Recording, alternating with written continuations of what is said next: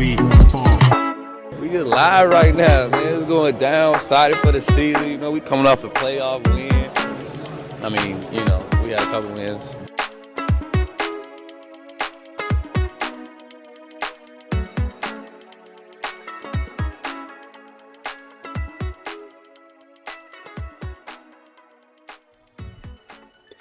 Hello, and welcome to episode 192 of Diaries, a Milwaukee Bucks podcast presented by us, the staff of Brewhoop.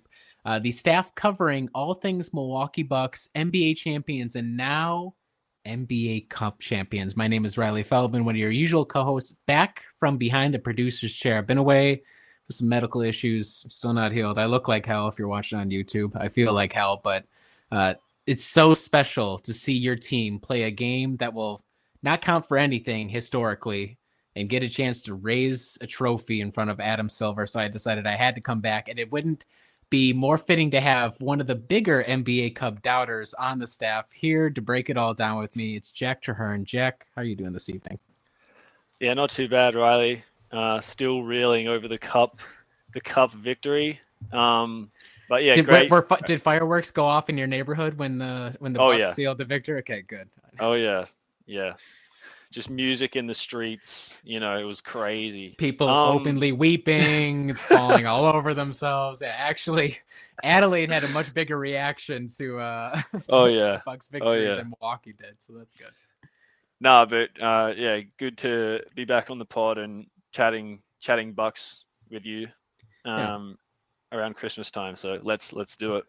I love it. So before we get anywhere, let's dive into this first question. Was that NBA Cup banner reveal one of the most underwhelming things you've ever seen a professional sports team do? Was that, because I feel like as somebody who went to the mat for the NBA Cup, not that seriously, but I was happy that they played and they won it. For them to reveal an Arial font type, white and green, just letters, not even a logo on it or anything, banner was a little bit of a letdown. How did you feel about the NBA Cup banner that was revealed against the Wizards this past weekend? Yeah, well, to be honest, I wasn't even sure they were going to do a big, like I was somewhat surprised that they did like a big sort of presentation about it. Van and I were on the playback, and I think frankly we talked over it the whole time. It was that insignificant. Like we were just we were just talking about other things, but I think part of it, the fact that it was so bland, is because they wanted to make it from a distance seem like, I don't know, what did the champion? Was the championship one fairly bland too, or was that like? It is also bland. I think it's green background, cream or white lettering, and then it has the Bucks logo at the bottom. I'm pretty sure. So it is, to be fair, the true title banner is not like super flashy either necessarily. Yeah. So part of me is like, number one, I just don't really care what it looks like. But number two is I think maybe they were trying to blend it in. So from a distance, it looks like 2024 champions possibly. And no, just like, don't ask any more questions. We won the chip that year. So. I was online after the fact advocating that they should make the banner for the cup bigger than both the title banners combined. Like just have a mega banner. It's huge. You can make it smaller after the season, but like go all out for this season. Why not? Be the most obnoxious fan base and franchise on the planet. But that's all right. Whatever they want to do, I'm sure it will be a historical artifact that people will look at when they're at the Forum in the future. But to get to that unfurling, the Bucks did have to beat the Oklahoma City Thunder last Tuesday, 97-81 in the NBA Cup final in Las Vegas. We'll kind of talk through that game. That'll be the majority of the discussion today, but the rest of the week as well, just for kind of wrapping it all up. The Bucks would then go to play Cleveland on the road on Friday. Got their asses handed to him 124-101. Damian Lillard had to sit due to calf issues. Giannis did go. Chris also went. And then the aforementioned reveal of the NBA Cup banner came at home in a 112-101 victory over the Wizards, in which both Giannis and Dame were gone. Ryan Rollins elevated to starting point guard, and Bobby Portis saved the season with a 34-point, 10-rebound outing. So, a lot of basketball to discuss, but Jack, we'll go with you first. What is something that you learned about the Milwaukee Bucks this week?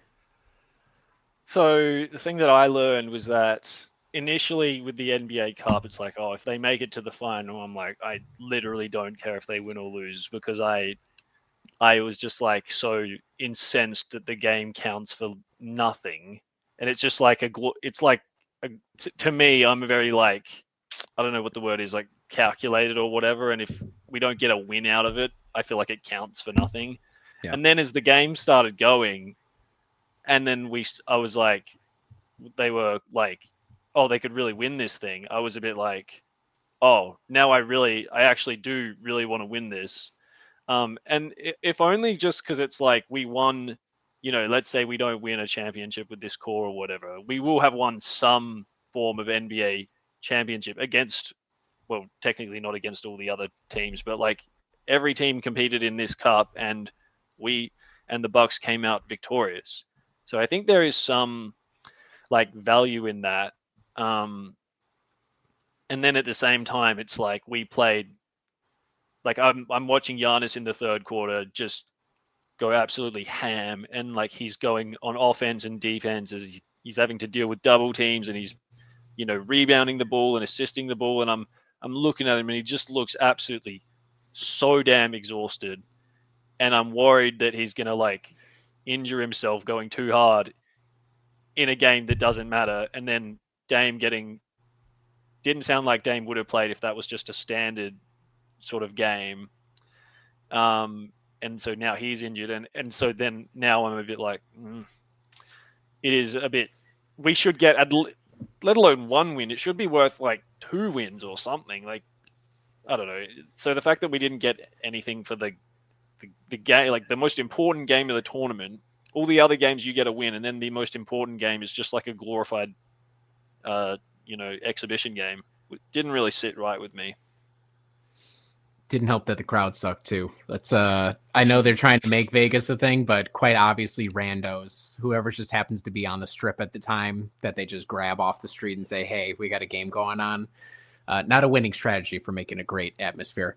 I think the way that I've tried to rationalize it in my mind is I just take away, ignore the fact that it doesn't count for anything, and I just zoom in. Okay, so the Bucks had to win 3 one-game elimination, like single-game elimination, to become champion. They did that against a beat-up Magic team, but the Magic gave them a run for their money. They got back at the Hawks, who had just gotten them, like I think it was the week before, in a good game. Like that was a good performance. The Hawks have been decent to pretty good recently.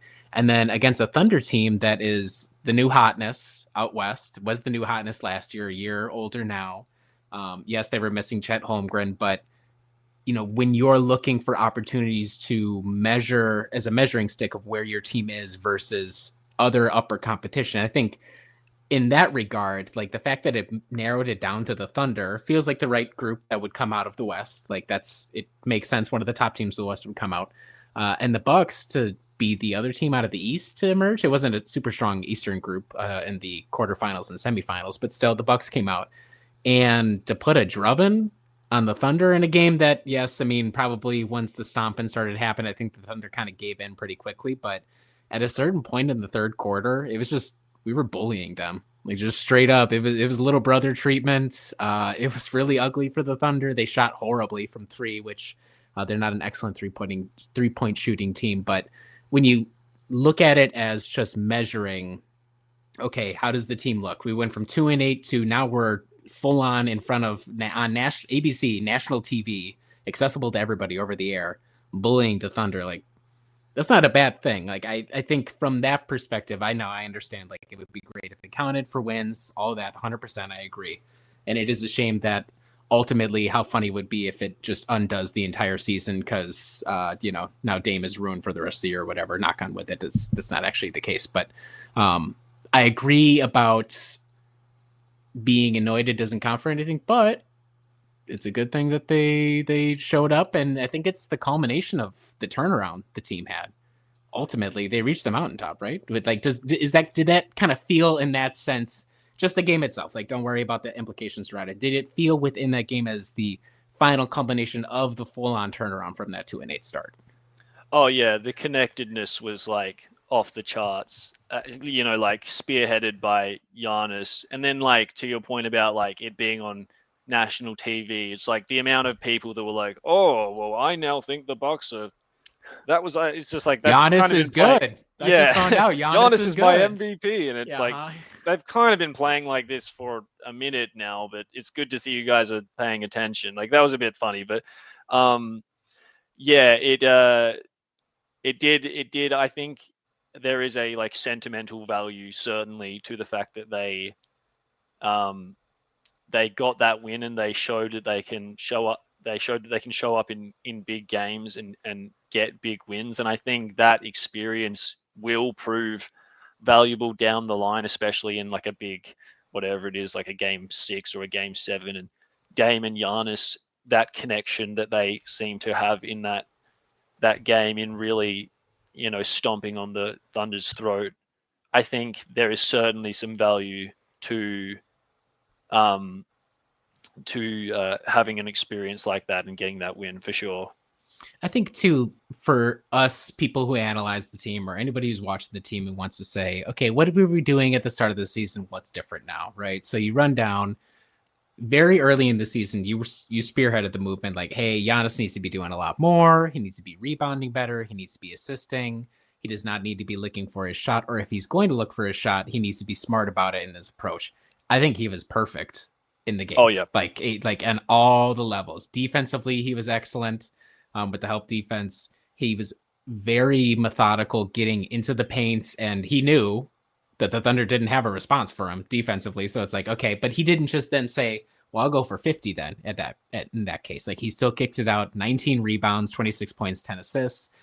So he changes his game from early in the season. We have a really great Giannis team player wrecking ball performance. Andre Jackson Jr. wasn't even in the rotation at the start of the season. He doesn't put up a lot of numbers, but he was excellent defending Shai Gilgeous-Alexander. And like that was very deliberate on the part of the Bucks coaching staff. I think not only has Ajax become a member of the rotation, but now he's being assigned as, hey, you're going to be the stopper guy. Like just, you're going to be on him. You're going to jam, ball denial. That's all you're going to do. Be annoying when SGA goes up for a shot, kind of try and punch him in the crotch and then rile up Hardenstein and all that sort of stuff. Like that's good. Damian Lillard, great from 3, like pulling up from distance, but again, it like not a massive performance, but 23 points, like steady. AJ Green hits a couple of tough threes. Gary Trent Jr., who was in the starting lineup, now coming off the bench, effective. Bobby doesn't score a lot, but is effective. So I think just being able to compare and contrast, that's what you look for throughout the season is, are we seeing the growth? What elements are changing? Of course, Chris didn't play in this one, but you throw him in there as well. I think that adds even more. So it's really valuable just as seeing, wow, we've come a long way, even in 20 some odd games at this point. And I think that's promising. You just got to hope now the health stabilizes again, but it was promising, the fact that we've seen so many changes and it culminated in this. Yeah. And a little preview to the questions and analysts that'll get published relatively soon. A few people asked about what has changed in the season from the first 9 games to the next whatever games it's been. And I mean, I had to think about it, and the stats will sort of back this up as well. But there seems to be a trust and a comfort with just about everyone in what role they're playing now, and it's like you mentioned, Giannis and Dame know. There was some reporting, I think that people reported this, that they basically got together and said, we need to be the agents of change here, and we need to drive this team forward. And I honestly, ever since I wrote that article, it feels like Giannis has. I doubt he read the article, but whatever. It really feels like he has taken that sort of it's not about scoring X amount of points. It's just about taking what the defense gives me and making my teammates better. And he has just been honestly so terrific. Dame's just been doing Dame stuff. He's had a few clunkers, but for the most part, just his gravity and the way they're utilizing his gravity to get his teammates open has been awesome. Like you mentioned, Ajax is like the stopper guy, and I hope he gets confidence out of the fact that the team, that the coaching staff are just like, you're the guy now. like you're taking the best player, and I hope you get a lot of confidence out of the fact that we trust you in that role. And part of the thing with Ajax now is I want him. Sometimes I feel like he's a bit, what's the word, like overactive, I suppose. And I just want him to start. Maybe you do play 10 minutes in a game, but in most games you'll get 20 to 25, and we just need you to be solid on offense and be confident, taking those corner threes, and then just do your job defensively. And I hope that handing him these minutes is really going to empower him to start really feeling comfortable in a role that he probably didn't feel last year because he was just sporadic minutes throughout the season. And then you got AJ Green's kind of like the Ajax light coming off the bench. He's kind of like that bench sort of role stopper, and Trent is just coming in as kind of the bench bomber per se. Bobby's been better. He's had a few clunkers as well, but he has been, I mean, over the past week, he's probably won them a few games. Yep. So yeah, there just seems to be just a comfort level in what my job is when I'm on the court, and how do I help the team? How do I help my teammates get better, and how do we win as a group? And there's no there seems to be very little agendas going on. First of all, don't underestimate the power of your written word and the written word of Brewhoop. There is every possibility Giannis read that article, or at worst, Thanasis read it and told him about it. So, Thanasis, we know your family. Yeah, we appreciate the Antetokounmpo family's continued support of Dear Diaries of Milwaukee Bucks podcast and the Brewhoop as a site. The thing that I learned, so I'm just going to jump into mine because it's also related to the cup. Related to all those roles, part of it too, or when I think about the team, what I've been worried about is you have these matchups where Brook Lopez gets played off the floor. And it looked early in this Thunder game was like, I don't know if he's going to be able to hang. Hardenstein keeps getting that floater range, that quick little jump up to the elbow essentially, and then whoever it is dumps it into him because Brook's trying to cover two guys or whatever. So you look at that and you say, here's another big matchup, or small, big, the other team's smaller than the Bucks in general. Is Brook going to have trouble staying on the floor defensively?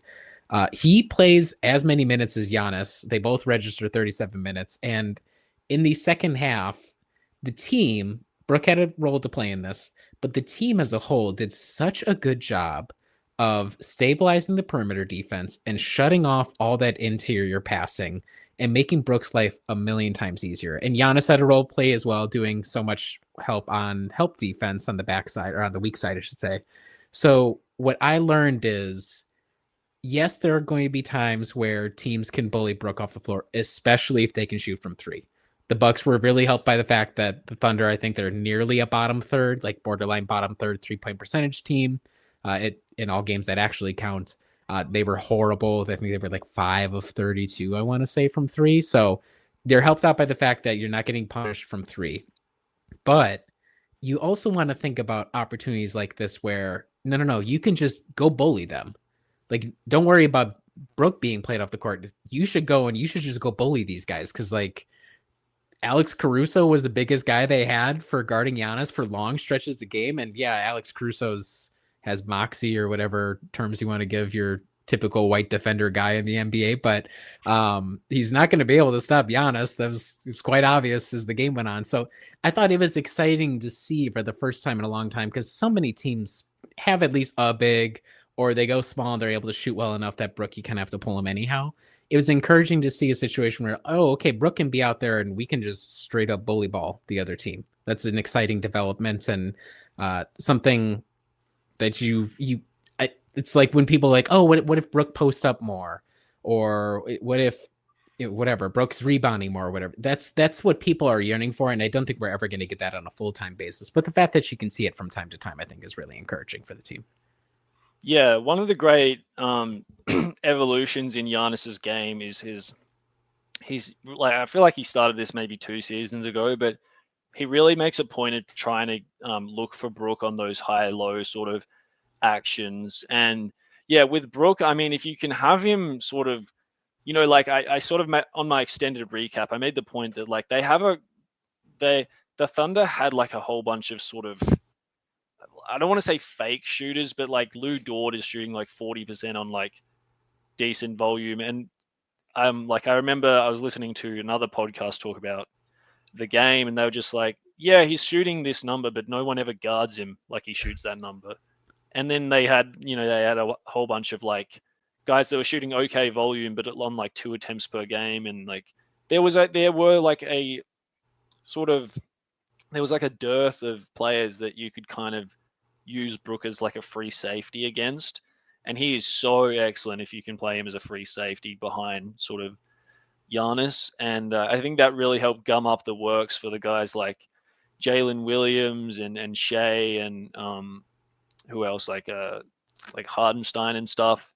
And to your point about like, I don't know, the decision to put not guard Giannis with Hardenstein was pretty interesting. But one of the great joys I get is like the fact that Giannis never talks any trash, and there's just so clearly people like Caruso is one of these people that you can just tell he hates Giannis. He does not like him one bit. Like there is like something going on there. And Giannis, and the same thing with Jalen Williams. Like Jalen Williams got one stop on Giannis. He starts like barking at the crowd, and Giannis put him under the rim the next 2 times down the floor. And Giannis is just like he's just like destroying these like children that he's playing against, and he's not saying anything to them. And they're so clearly just like, come on, man, just trash talk me because I want to trash talk you back, but you're not doing anything. And it's just this awesome little dynamic that I love that Giannis doesn't talk trash, because then it like this weird dynamic where people just so clearly don't like him, but they can't say anything to him because they're getting destroyed. I love that they'll do like a slow-mo. I remember one in particular, Jalen Williams is in there. He takes, I mean, a massive Giannis shoulder right to the chest, and you can like see his body like go back, and then Giannis takes that momentum and hits the fadeaway jumper. And Williams can't even get, like, he reacts pretty quickly to it, but it's just the size differential so much he can't even really get his hand in the face or whatever. So that's I mean, I think I posted on Blue Sky the next day. I was like, the best Giannis performances are when he's just like, quite literally nobody has an answer. You're like, I'm a professional basketball player. I take a lot of pride in what I do. And it's like, I can't do anything about this guy. You know, I might get, and usually when it comes to guys who are smaller than Giannis who get a stop, Giannis will dribble it off his foot or occasionally like get called for a charge or whatever. It's pretty rarely that it's a guy who truly stands Giannis up and is able to make a great stand. A lot of it is, or they might get a steal or something like that. So I shouldn't say completely, but there's so many times where it's a little guy. It's like, hey man, you're in trouble. And the Bucks have been, I think, really part of the turnaround from the 2-8 start to now. They've been, not just for Giannis, but for a lot of guys, really good at finding the mismatches. Chris came back immediately. They started becoming that much more efficient as a team at finding Giannis those small mismatches. And the key to that as well is Giannis is not rushing it once he gets there. It's not, okay, I'm here, boom, I'm going to go right away. It's like, okay, I'm going to give it a second. Guys are going to clear out, or they're going to try and throw a double, and then we'll be able to go from there. So I think in addition to everything we saw in this Thunder game, there's been signs that the team as a whole is playing a lot more intelligently when it comes to searching out mismatches, which is easy offense to generate. Like there are times where the team struggles to generate easy looks. That's a nice, easy way to do it. It's just like move things around, switch. Okay, Giannis now is a guy that's like half a foot shorter than him, guarding him. Like good luck to that guy. Yeah, one of the great kind of puzzle pieces with Giannis is when he plays a Boston Celtics or a Oklahoma City Thunder and he gets those mismatches. And I feel like literally 2 seasons ago, he would get a mismatch and he quickly drives baseline, and then they double and he's crammed up against the baseline and he doesn't know where to go. And I think last year he started to develop just a back to the basket, just 1 dribble, 2 dribble, 3 dribble, still no double. All right, I've got my hook.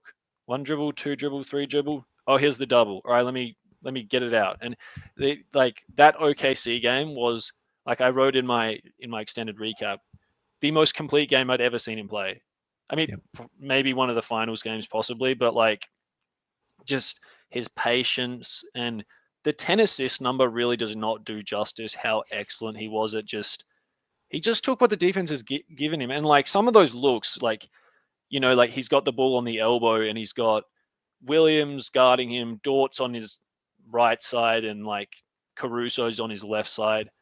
Or, you know, like you can swap those players in or out and whatever. And he just, like, he somehow, like, he backs down Caruso. He had this awesome play where he basically backed down Caruso, and he was, the whole time, his eyes were just darting from left to right to left to right. And those guys did not want to double because he was doing such a good job of recognizing and like looking at the players that were open, and they didn't want to double. And then he kind of just hooked it over Caruso. And I'm like, yes, like that is an evolution that Giannis like did not have literally a few years ago. And so it's been awesome to just see that. It's come a long way. There will still be teams that give him fits. I think the Celtics do give him fits at times still. We've seen it. It's just they have enough guys who are decent enough individual defenders, and they're good at essentially just forcing Giannis to make decisions and make it happen himself. So there will be times at which even he at his elevated height will struggle unless his teammates help him out. But that's why you have Chris come back, see what the team develops from there.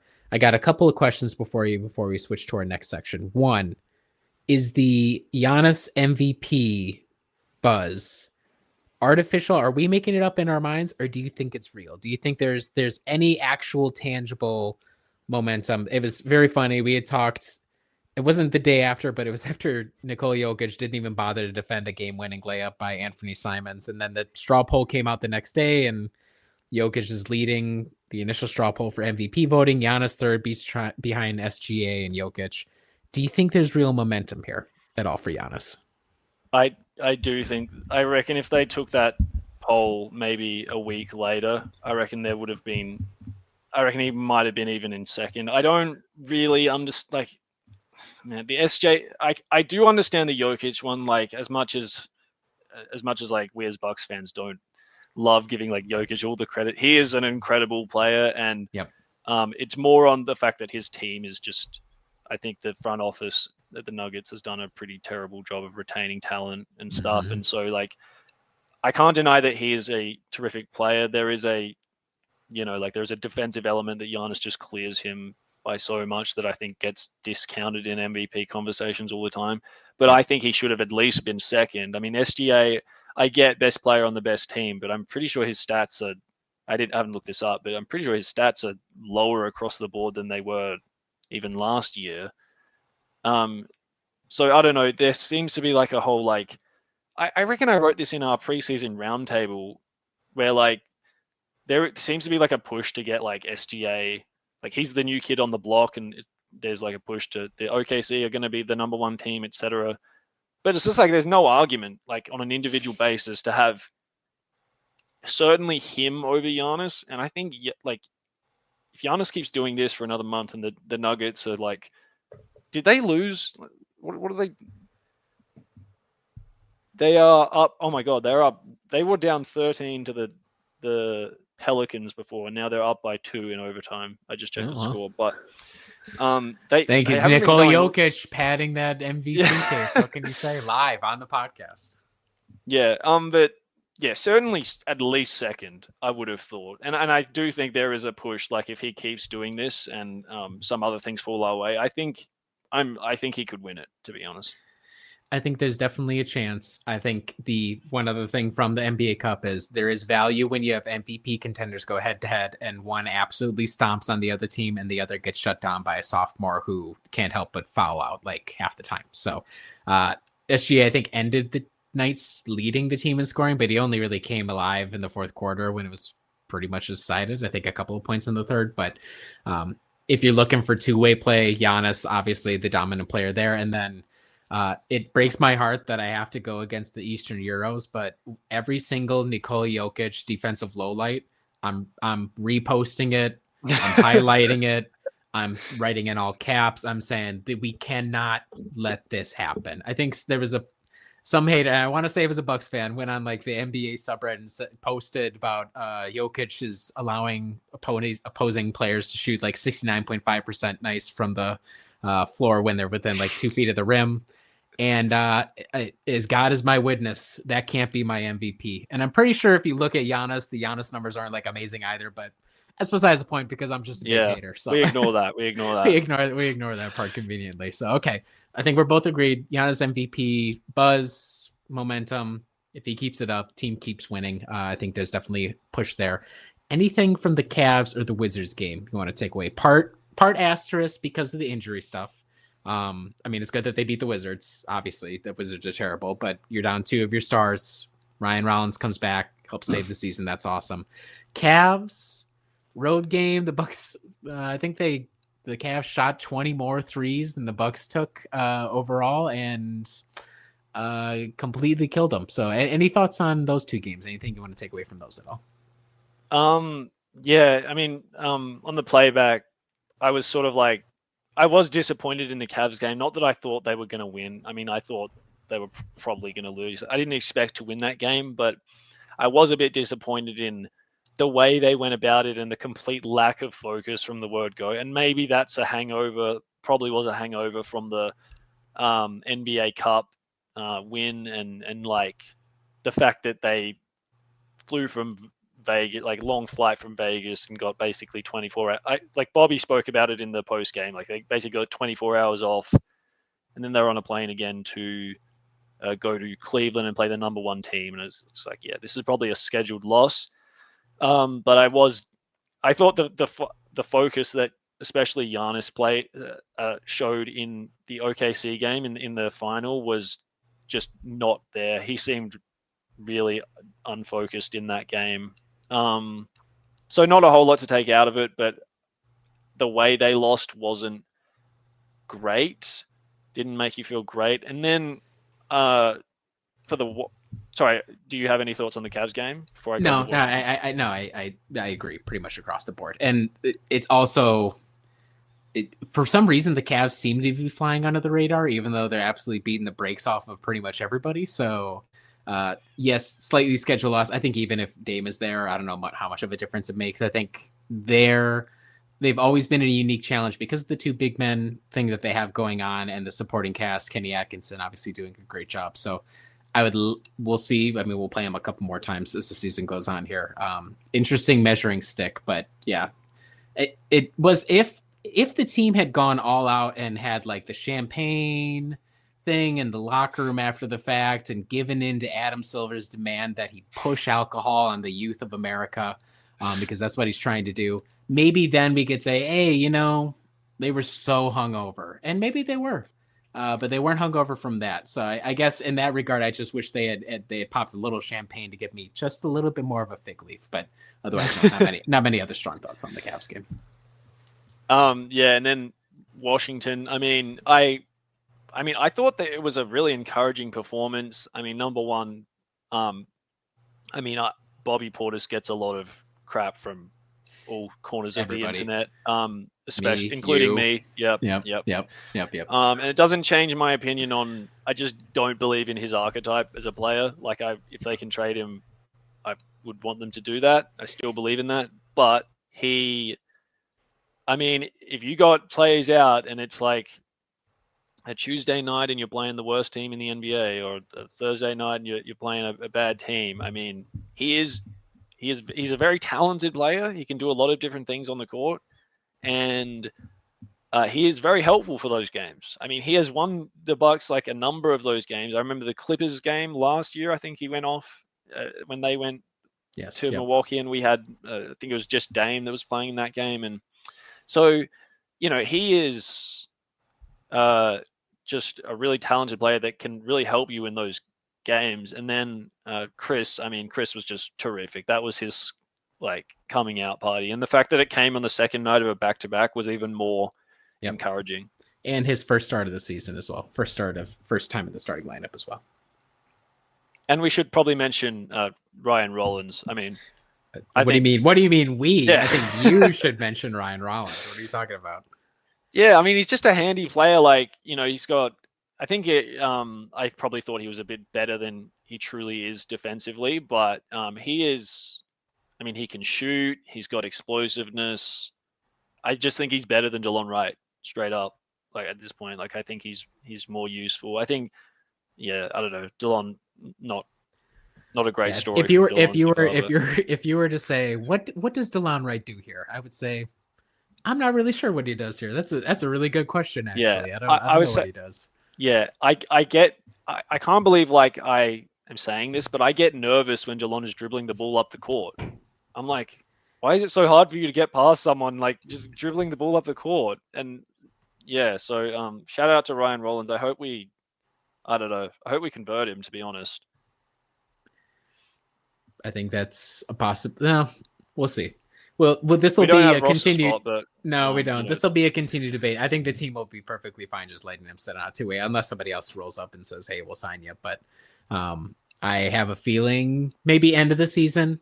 I guess it's a possibility. Deep in the season, they're like, end of the year, we'll just convert it. Yeah, it's an ongoing debate. Like with you know, the sample size is tiny, but what we do have is really encouraging and way more encouraging than what we've gotten from our other backup point guard. So it's just like, I don't know. What do you weight the fact that it's been a small but excellent sample size, or are we clutching at straws to try and think something's there when it's not? I don't know. The good news for you is that sample size is now 2 games bigger. So like, you know, it like almost doubled in a week. The agenda is thriving. Now the we just agenda need is Stanley thriving. Mude to get some minutes. We'll take it one step at a time. All right. So back to Bobby real quick. What if I told you against it all? And my disdain for Bobby was at the highest it's ever been earlier this season.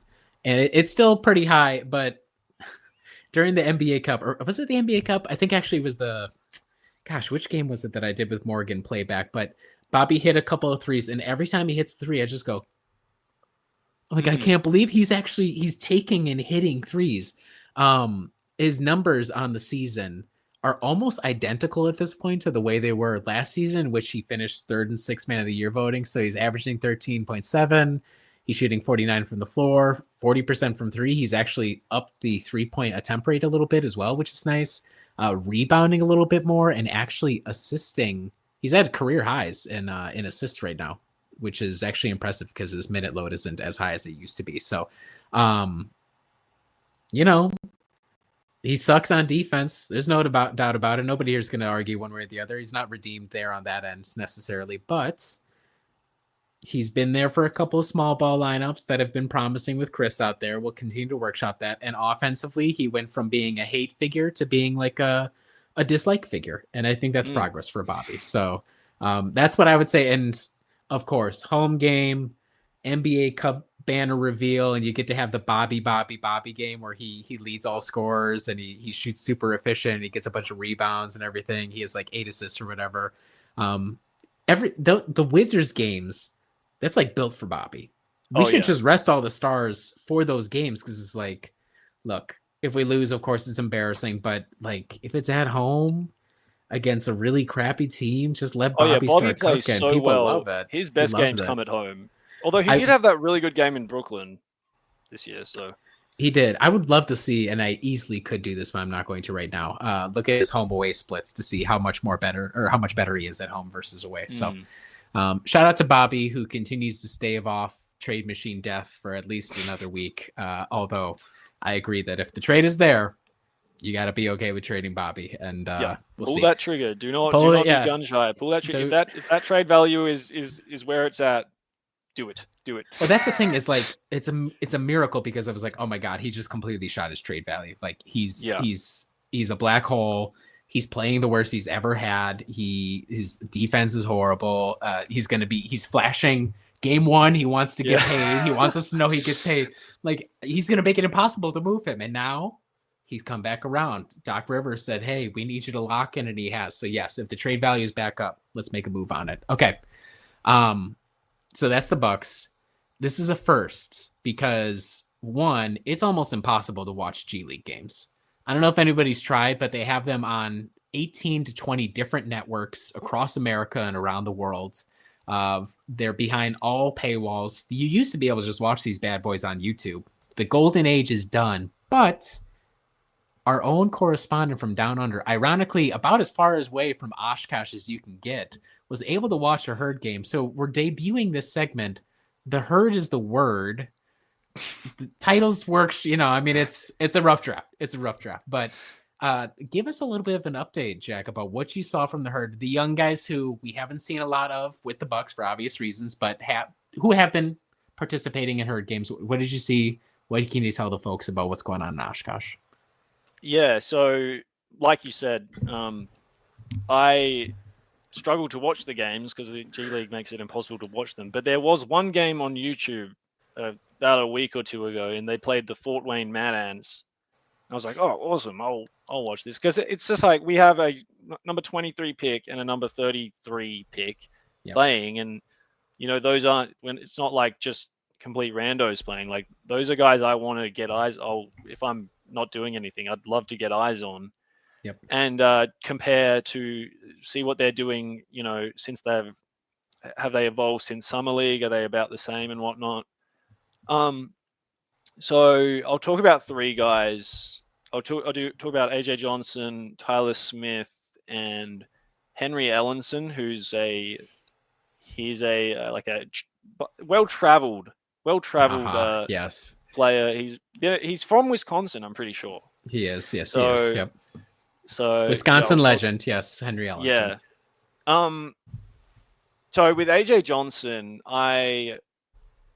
in this particular game, I think he might have had like 12 points and like 6 assists. But I mean, I'm pretty encouraged.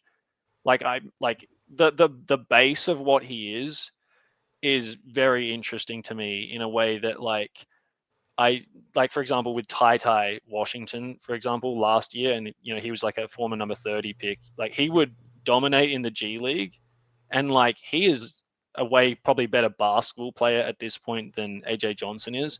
But he got onto the NBA court, and you were just like, you're too small when you're unathletic, and it's never going to work.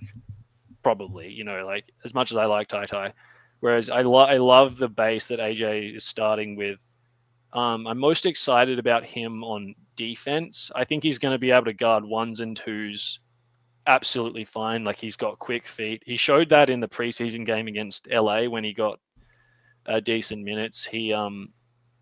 So number one, can you survive on defense? That's basically for me checked off with AJ Johnson. His off-ball defense is going to need some work, but like in terms of getting around screens and staying connected, I like it. And he's skinny, but he uses that body type to help him per se. Like he's skinny and light, and he's just quick, and I like that about him. So on offense, they in this game it was a bit annoying. They were basically like, I think they're trying to teach him how to play basketball and be like a part of a 5 on the court, as opposed to he kind of had a bit of a like when he would get the ball with the Bucks in the preseason game, the ball would stop like every time sort of thing. Yep. And so I think they're trying to get him to play kind of part of a unit kind of thing. But there were times when I'm like, okay, like I'm here to watch him basically, and I don't really need to watch all these other guys do pick and rolls and stuff. Like let's get him in some action. Yeah. The finishing at the rim is an issue, but I'm not too worried about that. He just needs to, number one, get stronger. So he's avoiding contact at the moment. He needs to work out how to sort of go into contact and like embrace contact. He also needs to get a middle game, like a little floater or something. And I also think like his lack of strength in his like upper body is hurting that as well. Like if he can start to manipulate some ball screens a bit more, and like let's say he gets a guy in jail on his back, and he really like fends that guy off and gets to that floater or something, like that should be something he should add to his sort of bag over the next few years. One major plus, just a freak on the break. Like some of his dunks that you see are just like he dunks on the way up. Like it is truly a sight to behold, him on the break. And I think that's just like, in terms of like being a functional athlete in a way that like, for example, Marjon is just like the exact opposite of this. Like he would get the ball on the break and he has to jump off 2 feet. So I really like just the fact that he's a functional athlete.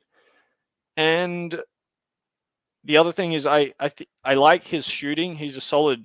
He's shooting sub 30% from 3, but he projects to be like he shows natural shooting touch. Like there was a play in the game where he basically was on like a 3/4 sprint down the court. It was probably like a 5-on-4. Someone was in the backcourt and he just caught it on a 3/4 sprint and shot it. And I'm like, this will be a brick, and he just nailed it.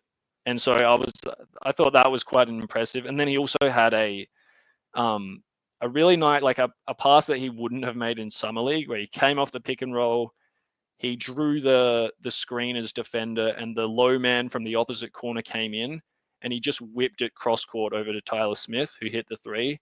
And I was like, yes, like that's like an advanced read that I was like, he's learning some stuff here. So that's him.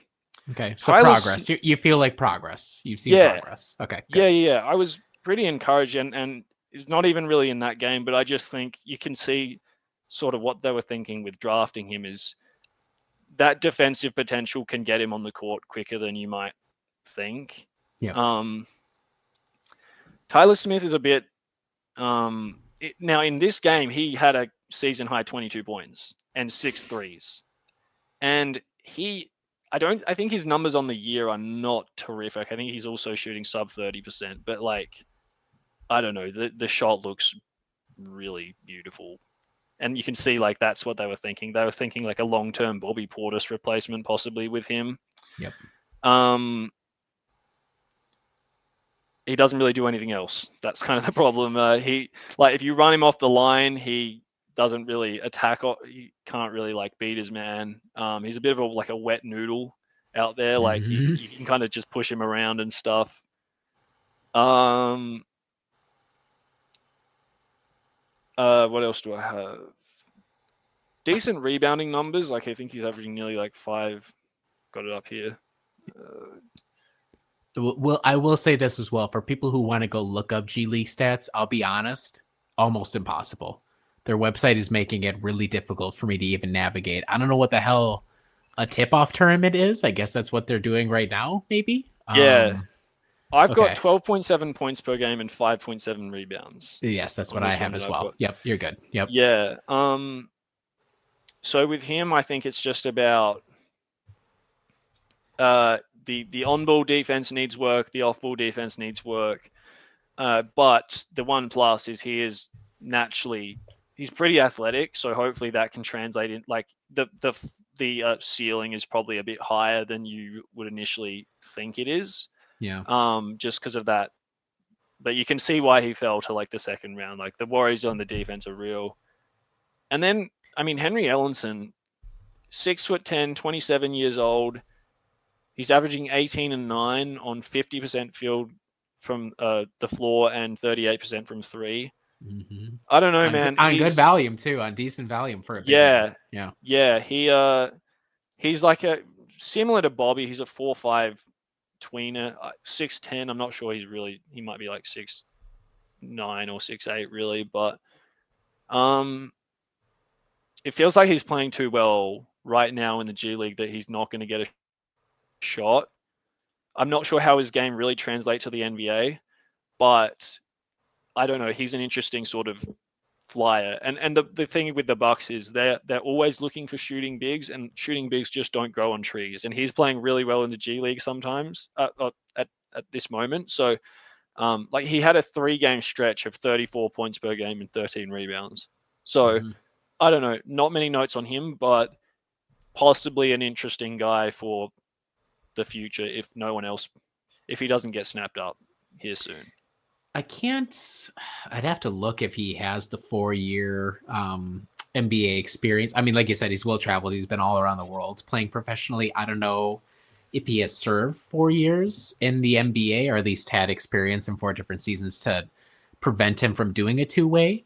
I think Jackson said he was drafted in 2016. So, and I think Jackson said he wasn't eligible for 2-way, which complicates it. But it does complicate things. Well, it'll be interesting to see, especially with like a guy like Liam Robbins, who's just the other like deep deep bench big with the Bucks right now. Okay, if they open up a roster spot, like you're saying with Ryan Rollins, is there a possibility of just like one of these guys, hey, very end of the season, you're not actually probably going to play much in the actual postseason, but maybe we'll elevate you here. It's interesting. And the Tyler Smith, everything you're saying matches with pretty much my expectations. The thing that jumps out when you watch him is like, oh, he seems fluid. But he doesn't really do anything with it. You're like, okay. Yeah. And I've seen a lot of players come through. It's like, oh, he's very fluid. He doesn't do anything. It's like, oh, well, okay, that's not going to work in the NBA. Sorry. Yeah, the thing that'll get him on, like, it's funny, like, there was some conversation sort of before the season of, like, Tyler Smith actually might be the most quote-unquote NBA ready because he can stand next to Giannis and shoot the ball, and let's hope he doesn't get destroyed on defense. But, yeah, I don't know, like, there is, like, if you can stop him from shooting a three, you're golden because he can't really do anything else at this point. And he's had a few nice attacks on the fast break. I will give him that. Like he's had a few nice like Euro steps and whatnot. So I don't know. Ironically, it feels like AJ Johnson has a much clearer path to any sort of playing time. So which I guess makes sense. That's why he was the 23rd pick instead of the 33rd. I will say, just to really break your heart right now. So I've got the net ratings up right now. I hope you don't cheat, but AJ Johnson's at minus 11.9 net rating. On the herd?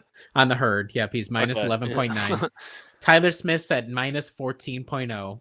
Chris Livingston, god damn it, he's minus 15.4. So a lot of the guys who, have some sort of future, we think, with the team not doing all that well. Stanley Amude, what would you think his net rating is? And it's not a big sample size. He's only played in 3 games. But... Yeah, I didn't talk about him because I just... Okay, all right. Has he played like... I don't know how many games, but I suspect... I know he had an absolute stinker in one of the games. Give it to me, yeah. In 3 games, averaging 22 minutes a game, his net rating is minus 30.6. That almost doubles the next guy. Agenda, yeah, right? That's not... I'm sorry, the truth, honestly, Jack, the truth cannot be controversial. Yeah. So that's just way I had to put that out there because we follow the facts here at Dear Diaries. We do. Yeah. Well, we appreciate you getting the chance to watch a herd game. I'll have to see. I was looking at their schedule, and I think they do a couple of YouTube games, so I will have to watch as well because it would be interesting to just even like Chris Livingston. What does he actually look like? Like his numbers look good. And like traditional counting stats, but his advanced numbers kind of look shitty. So it's like, hey, what's going on there? I don't really understand. So my thing with Chris is just, I don't know how he gets on the court in the NBA. Like, I just don't know what he either. It sounds simple to say, I don't know what he does, but like, is he like in the G League, he's kind of like an undersized 5 sort of thing. Yeah. Sometimes like, I'm not sure what role he plays. Like I see it with AJ Johnson. I see it like less so, but I do see it with Tyler Smith. I don't know I don't know how he gets on the court. I think he'll probably be waived like next year, probably. I don't know. He's way too small. He has to play as a big man, but he's way too small. It like you almost think like, oh, okay, undersized big man. Maybe he could be like a PJ Tucker, or like PJ. Well, that's obviously like upper bound. But PJ Tucker, the reason why it's like, okay, he's a 3-point shooter and he's an awesome defender, even though he's undersized. Chris is that much smaller than PJ. He is not a 3-point shooter, not really. Like he's getting attempts up, but he's just not. I think he's like 33%. He's whatever from 3. So he kind of does a lot of little small stuff. But you're right that when you get to the NBA, you kind of have to have like a few key skills. Like Ajax, you need to have at least one. Yeah. Like there are times where I'm like, man, I don't know if Ajax, like he's killing the offense because he just really can't. He's not a threat doing anything. But the defense is so good that it's like, okay, well, you're just going to have to live with it. Whereas I don't think the defense is like to a level with Ajax that it's like for example, like DeLon Wright he gets steals and he's actually like a solid defender, but the defense is not game changing to a level that warrants his kind of never being able to hit a 3. Whereas like Ajax, it's like, oh my gosh, can we just find a way to keep him on the court because he is so good on the other end. Yep. Yeah, anybody who can keep SGA quiet for like a whole NBA and honest to goodness NBA half is he's a legit guy. So yeah, it'll be curious. I'll look for some more herd games, but the podcast and the herd community appreciates you putting in the time to watch and bring the news to the folks. So, okay, we're gonna switch over to miscellaneous. Start us here with rapid fire questions. I've got the questions this week, Jack. So I was thinking about this on my walk. I'm curious, is there a city or a region in Australia whose fans, sports fans, have the worst reputation in the country? So I was thinking about how Sixers fans and Eagles fans, so Philly fans, everybody's like, oh my God, they're jackasses. They're like number one with a bullet. Is there an equivalent in Australia of a group that's like, oh man, these people from whoever, wherever are just really a bunch of jackasses? No, there really isn't. Is it you guys? In AFL? Be honest, AFL, is it you guys? No, it's not. Okay. It's definitely not us. But in the AFL, like Collingwood is like everyone hates Collingwood. Like they're kind of like they've had a lot of success and they're like probably the biggest club, but yeah, their fans can be quite arrogant and stuff, so people just don't like them. In the NBL community, the NBL is a smaller sport than like Aussie rules football is, so the fan bases are really not all that pronounced. Like Buck legend Andrew Bogut is the owner of the Sydney Kings, and he make his feelings known. He's a bit arrogant, so that can flow on to Sydney fans, I guess. But there really is no like, oh, I hate Sydney fans or I hate Melbourne United fans or whatever. It's just not at that level. Yeah. Okay. Yeah, I was curious if there was like, like us, I was thinking almost like, God, what's the term that we use here? Like a Rust Belt equivalent, like old manufacturing city that passes prime and everybody's kind of like surly there or whatever. But okay, so you guys, not yet. Give it time. We'll revisit that down the road. Okay. We're on the holiday season now. Does Australia have any unique holiday traditions? Christmas, New Year's, whatever. Is there anything in particular you guys do? Food, maybe? I don't know if there's a meal that you have that's particular to this time of year. Yeah, have you heard of a pavlova? I have not, no. Okay, so it's like this sort of it's like a meringue type I want to say like a cake. Like what is it? It's like a Google it. It's like you whip like eggs and sugar into this like meringue type cakey type thing, and not eggs, egg whites. Okay. Yeah. And you put like custard and cream on top, and you have like fruit and stuff, and that's like the quintessential Australian Christmas thing. Someone always makes a pavlova. I personally like, kind of down on the pavlova. Yeah, I think it tastes a bit funny, and it's like a chewy cake type thing. Okay, interesting. But yeah, that is definitely the Australian sort of food. It looks good. I mean, so it looks like they top it with a ton of fruits and stuff. At least on this one, the pictures I'm seeing here. So it looks interesting. Okay. Huh. Mm-hmm. All right. I'm into it. That would definitely be the answer. Yeah. And that's like Christmas, or is it just any of the holidays? Could be New Year's, could be Christmas. Does it? Or anything else? Yeah, just around this time of year, I'd say. Okay. Yeah. Okay. I love it. Okay, I will look up pavlova and I will see. I will make my wife make it, and we'll have Australian New Year's here all the way in Minnesota. Okay. Who do you think? So we had the question in the pre-season preview series of interviews, but now I'm going to ask you again. Now that we're about over a quarter of the way into the season, who do you think now will have a greater impact on the team's postseason success? AJ Green or Andre Jackson Jr.? Oh my gosh! Great. We've eliminated from the running Chris Livingston. We've eliminated Tyler Smith. We got rid of AJ Johnson. We're down to these two guys. Of those two, because I feel like they're both going to be in the rotation. I don't feel like either of them are going to drop out. But who do you have a feeling right now will have a bigger impact? I want so badly to say Ajax. I don't know. I feel like this is very matchup dependent. Like if they play the Cavs in a series, I think Ajax is going to get neutralized pretty quickly. Mm-hmm. Like can you get him in the dunkers? Like the twin towers makes it so difficult to have Ajax, because you can't really put him in the dunker spot, and then if he misses a whole bunch of threes, what do you do? Yep. I'll go Ajax just because I think in other matchups, he's going to be like, they're going to need to have some point of attack guy to just make it hard on the best perimeter guard. I think AJ Green's going to play no matter what. But I think Ajax could be pulled from the rotation, and I think Green will play no matter what. But I think who will have the bigger impact, who has the highest ceiling to have the bigger impact, I think I'll go with Ajax. But wow, great question. It's a good question, and it's unfair because I want to see if Ajax stays in the starting lineup once Chris, Dame, and Giannis are all available. That's what I want to see, and I want to see how those work together. And AJ Green, I mean, you know, he hit some really tough threes. The guy, he has a super quick release. He will take tough shots.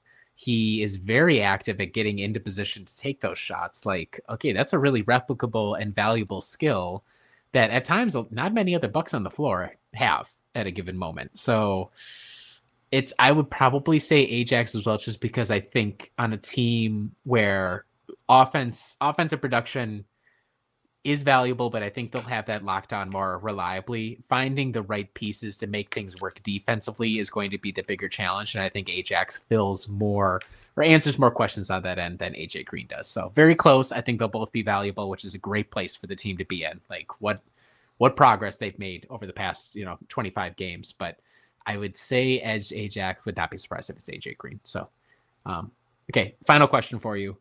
What's the best meal you can cook? Basically I can cook anything. Like my signature meal is rice, like rice. It will have like a rice element, and then it'll be like spaghetti bolognese or meatballs or something. Anything that I can put in a big like electrical stovetop type thing. Mm-hmm. Yep. And I'm basically just good at putting a whole bunch of elements that are prepared separately together and making a nice little like spaghetti and spaghetti and meatballs, or rice and anything Whatever. like that. But Okay. that is the extent to my cooking expertise. Like I'm not Okay. good at anything else. Basically. So you would not call yourself like somebody who cooks a lot. You don't cook a lot. Nah. Okay. I respect but that. I feel like I can prepare a healthy, like not 2-minute noodle style meal. Okay. All right. Yeah. Like it would be edible, and it would be better than, hey, I just threw some hot water on this and we're good to go, essentially. It's funny that I mentioned rice first. Like, yes, obviously most people can cook rice, but that's what I was like. Okay, we're off to a good I can do it right. here. Yeah.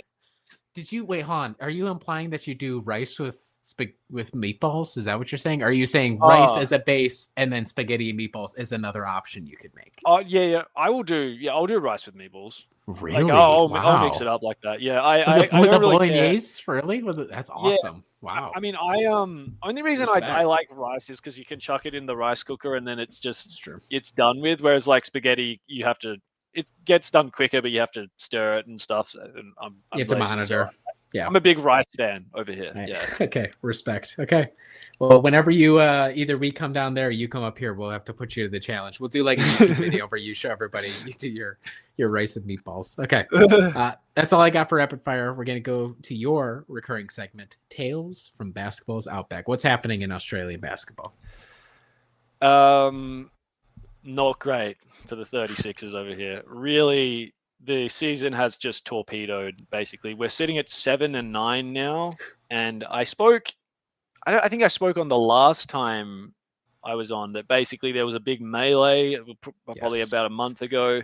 Yep, people were getting suspended. Or Montrezl Harrell got suspended. Montrez got suspended 3 games. Yep.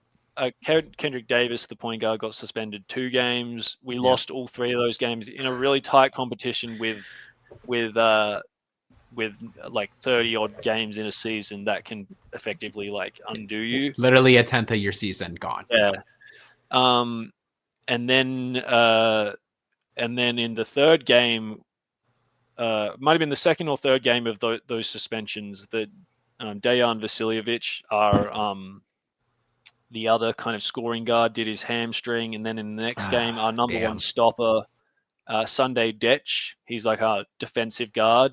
We're a horrible defensive team, so he plays a huge role in limiting he plays the Ajax role essentially, and he did a hamstring, and we just got absolutely embarrassed. They played an open air game in Melbourne on Saturday night, and they play the roof is open. It's a really cool spectacle.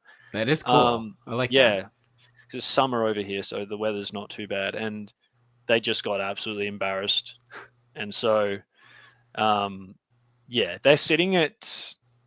So the play-in, I think there's 9 teams in the play-in as top 6, and I think they're sitting at 7th. Okay. So they're not out of it, but it's not looking great. They need some other teams to start losing, and they need to start winning. So. And those guys who sustain the hammies, I mean, is that they're out for a while here, or is it? Yeah, I think Dayan should be back in the next week or 2. Okay. And Sunday did his 2 weeks ago, so I'd say he's probably about a month away, or probably. So, it was looking so promising there for a bit, and then I don't know, the basketball gods hate us, I guess. It's and like you said, we were watching the video evidence of the brawl. Everything was stupid. It was a classic. The guy who initiated it didn't get caught. It was the response that got back, and that was the infuriating part. Is that the Trez was just trying to get up, and then some dude just like shoves him back down, and then Trez. And then there was this whole thing with the fans that the fans that sit right next to the bench. They were saying some racist, there was some reports of some homophobic stuff being said. Also not good and not great. Yeah, so you as the players, you always have to be the bigger man. We know that, but it's just like, no. Yeah. Okay. Well, hopefully the next time we have you on, the season's not completely over for you at that point. I mean, they're 7-9, so close to 2/3 of the season done, right? So there's not going to be that much left. Interesting, huh? I do feel like if they can get into the finals, like if they can get healthy into the finals or into the play-in, I think they can beat anyone. They just haven't been healthy, and then they have been healthy. The suspensions and stuff have really just derailed the whole season. Because it's such a small league, is it like a top-heavy league, or is it relatively evenly spaced out in terms of competitive balance? It's a very competitive league. Yeah. Okay. Any team can win on any night, and Melbourne United are basically like the standard. They have, they're an excellently run organization.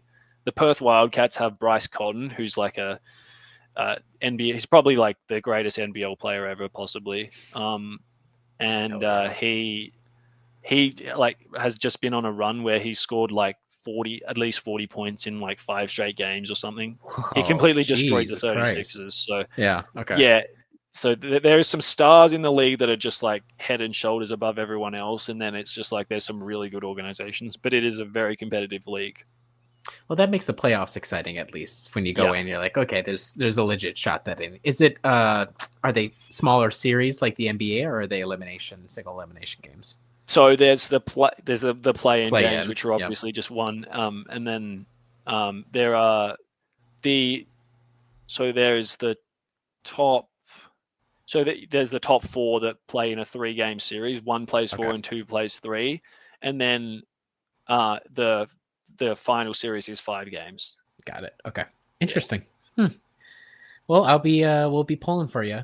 The 36ers will probably have you on a couple of weeks and see where they're at. But, like I said, if you can get in the play-in, then unlike the NBA where it's like you get in the play-in, it's like, well, you got the honor of getting absolutely stomped on but at least you get a little bit of extra revenue. It's interesting that you'll have kind of maybe potentially more of a shot in the playoffs there. So, okay.